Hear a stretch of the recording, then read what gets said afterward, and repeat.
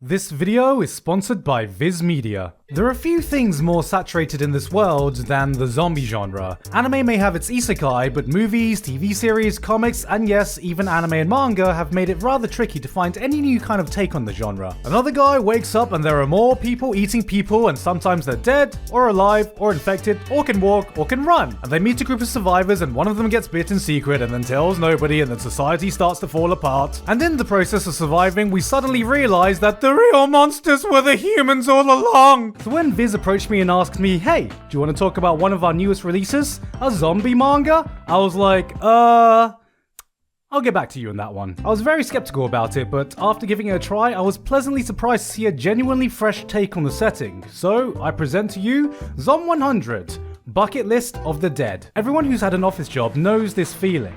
I do. I had an office job because I work for the BBC. Did you know that? I didn't know if you know that. You're sat at your desk doing work you don't care about for a company that doesn't care about you. Like when I work for the BBC, it feels like nothing you do or achieve really means anything. You slave away for an unhealthy number of hours, minimal breaks, unpaid overtime, and the worst part is, you take it all home with you. When you're at home, all you can think about is the dread of going back to work, so you barely take care of yourself. Days after days of instant ramen and an unhealthy amount of money spent on Uber Eats. A short night of light sleep, then you're back at the office as quickly as you left. Don't you ever just wish it could all just go away? Don't you wish there was a nice little fun event like, I don't know, a zombie apocalypse rendering humanity in a state of peril where death surrounds you at every turn and everyone you care about is either in danger or dead, just so you can get away from that life? Welcome to Zom 100, Bucket List of the Dead, a story about exactly that. Akira Tendo has worked at a company that's just exploited him for 3 long years, and after he's completely reached his breaking point from ungrateful co-workers, constant unpaid overtime, and soul-breaking levels of stress, he wakes up to find a world in sheer anarchy from a zombie apocalypse. And after seeing all the blood, gore, and chaos surrounding him, he thinks to himself just one thing. Oh, fuck, I'm gonna be late for work. But after the sheer gravity of the situation he's in finally sinks in, he reacts how anyone else would do, erupting in pure jubilation because hey, anything's better than working at an office job, am I right?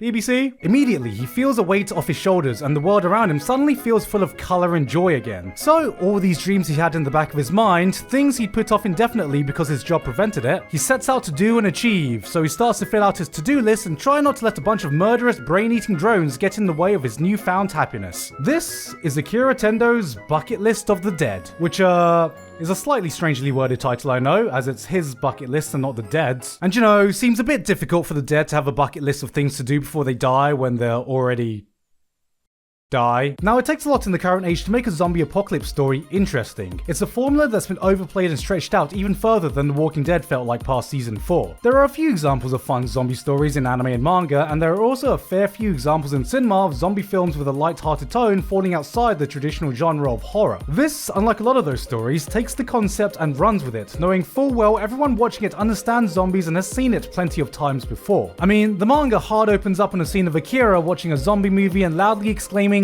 "God, I wish that was me," in his best Pornhub comments voice. And because of this, there's none of that pissing about trying to figure out what these things are, what to name them, and how to deal with them. They're zombies. We know it, the writer knows it, and so does everyone else in the manga. So the only repetitive tropes and zombie film cliches you see are played up for being those exact things. It somehow does succeed in being a zombie apocalypse story that feels fresh and interesting. Confessing to his co-worker and in the process finding his boss who's now a zombie and resigning by rugby tackling him through the door. This is the kind of shit you imagine in the shower with all the shampoo bottles applauding you. As horrific as a zombie apocalypse may be, the juxtaposition between this and a carefree guy just living his life to the fullest while everyone else is stuck in a cliche zombie movie is what makes this manga. Everyone else is out there scavenging life essential resources, food, medicine, weapon, no toilet paper though, that was pretty unrealistic. Akira though, doesn't have these problems. He runs out of something far more precious. That's right, beer.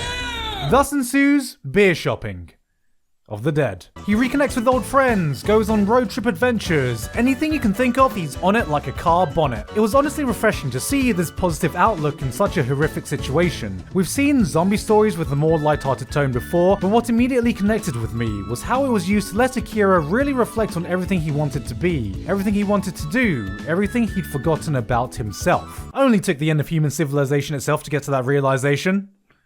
better late than never, right? Zom 100 really brings to light this desire for anyone who feels like they're in a bit of a rut in their lives. Whether it be a dead-end job, no job at all, or stuck pursuing something in life that doesn't bring them any joy. When you were a kid, you'd look at these adults who'd follow the rules and have to go to work all the time, and that just seemed boring. We were never going to be like that. We had dreams, we had ambitions, and nothing could stop us from doing what we wanted to do. But as we grew older, we got shackled by the weight of responsibility, and slowly but surely, we became trapped. Sometimes you fantasize about something that can give you an escape from all these responsibilities. Maybe something fantastical could happen, like getting transported to another world, finding out you've won the lottery, or even the end of the world itself. What we have here is a wholesome, uplifting tale set in the middle of a zombie apocalypse. It's not just about zombies. It's a reminder how easy it was to forget all the things we said we were going to do, all the things we said we wanted to be.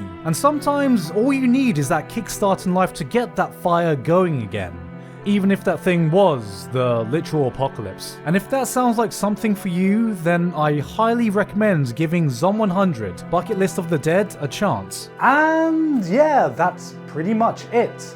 Again, thank you to Viz Media for sponsoring me today. You know, this is the very first time I've accepted a sponsorship where I talk about one singular title or manga or anime or whatever, and the reason for that is because I genuinely enjoyed it. I didn't know if I was going to make a video when they first approached me, but honestly I'm kind of glad they did, because I would have never read this manga if they didn't. And they were kind enough to give me the physical volumes, look at that.